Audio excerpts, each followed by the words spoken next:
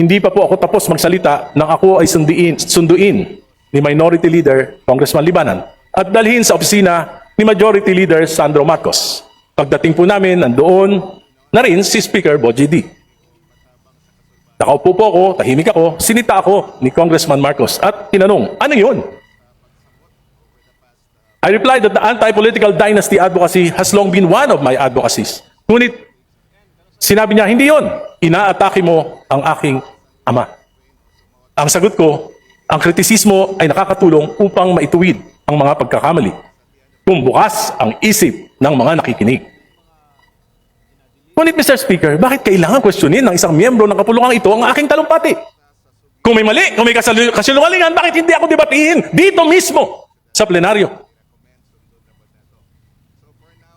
Sa aking pag-aaral at sa aking patuloy na pagtatanong, lalo kong nauunawaan kung gaano kalaking pandarambong sa pondo ng bayan ang naganap sa loob ng 3 taon ng Administrasyong Marcos.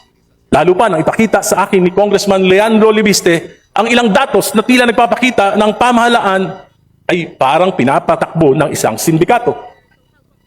I intend to discuss this further in a separate privileged speech.